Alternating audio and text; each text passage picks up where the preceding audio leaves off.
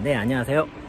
지금 이제 중국 부동산 관련해서 2022년 7월에 있었던 이슈 하나를 가지고 여러분들하고 한번 공유를 해보려고 합니다. 최근 뉴스 중에서 중국의 이제 개발상들이 엄청난 지금 부도 위기에 있는데, 이 부동산 개발상들의 부도로 인해서 은행이 연쇄적으로 파산을 할 수 있는 이 거대한 위협에 처해 있다 라는 이런 얘기들이 또 나오고 있습니다. 이번 이야기는요, 그 소재가 조금 다른데요, 중국에 약 100여 개 전국에 있는 프로젝트가 있는데, 여기에서 짓고 있는 이 주택용 아파트죠. 이 아파트가 입주가 안 되는 거, 건물을 짓다가 마니까. 그러니까 이거를 선분양권을 매입을 해서 매달 돈을 내고 있던 사람들이 있지 않습니까? 이 사람들이 뭉쳤습니다. 뭉쳐가지고 내가 지금 은행 대출을 갖다가 받아서 너한테 분양금을 내고 있는데, 네가 집을 어차피 짓지 않을 거면 나도 대출을 내지 않겠다. 자, 이제 이렇게 나가면서 이게 이제 거대한 사회 이슈화 되는 것처럼 그렇게 이제 얘기가 되고 있습니다. 또 이것을 가지고선 이제 중국의 은행 연쇄 부도로 갈 수 있지 않느냐, 이런 식의 지금 주장, 그 다음에 어떤 예상들이 서양권의 그 어떤 조사기관이나 애널리스트들이 이런 거를 많이 내놓고 있습니다. 일단 위협이 되고 있는 거는 사실입니다. 사실이 있는데, 이렇게 한번 말을 할 수 있을 것 같아요. 이 정도의 위협은 되게 많았습니다. 그리고 꼭 이게 아니더라도 이 정도의 급의 위협은 많아요. 그러면은 제가 봤을 때는 이 정도는 컨트롤이 가능한 정도의 위협이 아닌가라는 게 일단 제 지금 생각인데, 일단 요거를 조금 우리가 하나씩 뜯어서 한번 살펴보도록 하겠습니다. 발단은 어디서 되냐면은, 이제 한국에서도 많이 알고 있는 이제 헝다라는 회사가 있죠. 헝다.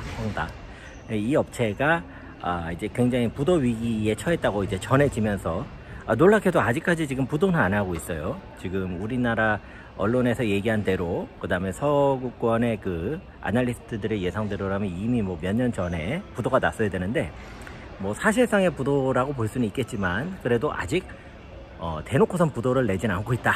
근데 이 헝다 사태를 어떻게 처리를 했냐면요, 당시 헝다는 이제 중국에서 부동산 순위로 1, 2위를 다투던 기업이었습니다.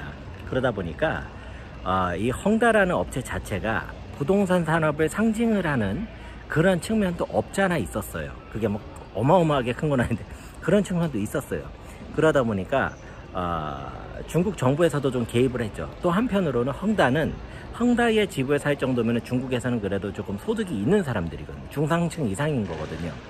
이 사람들이 이제 나름대로 굉장히 이제 열심히 살았고 상식적인 사람들인데, 그런 사람들을 갖다가 바로 이제 그 큰 손해를 입혀버리면 여러 가지 사회 이슈가 날 수 있는 그런 상황이었죠. 자, 그러다 보니까 당시에는 이제 정부에서 이렇게 이 집을 지금 짓다가 말았잖아요. 그러면 입주까지는 무조건 지방정부에서 알아서 해결해라, 이렇게 이제 결론이 난 거예요.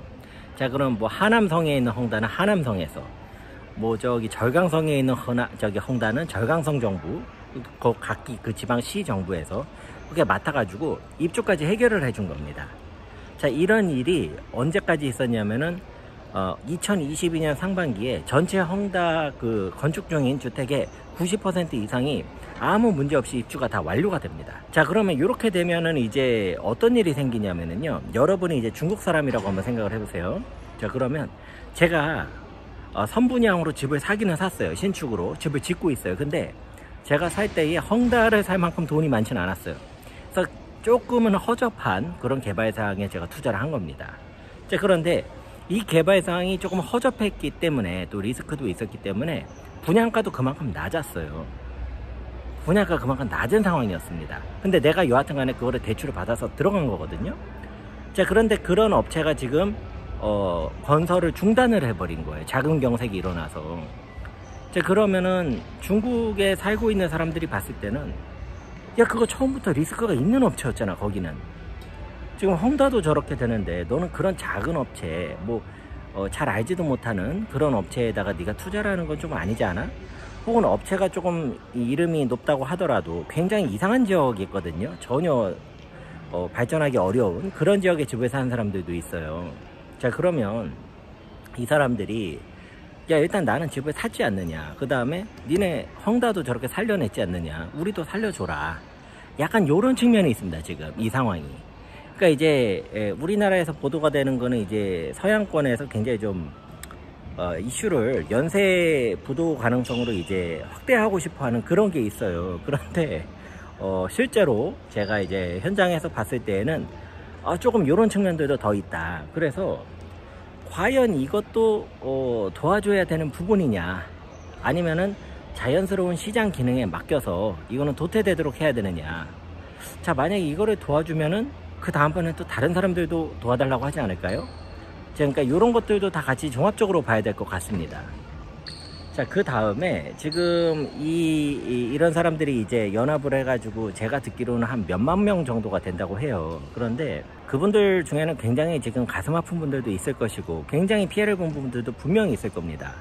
자, 그럼에도 불구하고 이것이 지금 중국 경제에 그렇게 뇌관을 건드릴 정도로 큰 규모인가에 대해서는 조금 더 판단이 필요할 것 같아요. 지금 사태가 어떻게 진행이 되는지 조금 더 판단이 필요할 것 같고요. 또 어떤 분들 이렇게 말씀하실 수 있어요. 중국은 막 전체주의 공산주의 국가라서 한번 까라면 까지 않느냐. 절대 그렇지 않습니다. 절대 그렇지 않아요. 그거는 완전히 지금 뭐 북한하고 헷갈리고 계시는 거고, 지금 이 사태를 갖다가 어떻게 해결할지를 조금 봐야 되는데, 제 개인적인 감으로는 중국 안에서도 어떤 정치 민주화를 하려는 그런 움직임은 늘 있었어요. 공산당 내부에도 있었습니다. 자, 그런데 지금은 그거보다는 우리 중국 자체를 일단 지키자라는 쪽에 좀 더 가까워요, 스탠스가. 자, 그러다 보니까 어떤 민주적인 어떤 부분을 강조하는 어떤 분위기에서 이런 게 터졌으면은 좀 도와주고 해결하려고 했을 가능성이 큰데, 지금은 이제 그렇다기보다는 세계 경제가 불황으로 들어가고 스태그플레이션이잖아요. 물가가 엄청나게 올라가고 있는데 지금 중국이 생각보다 선방을 하고 있잖아요.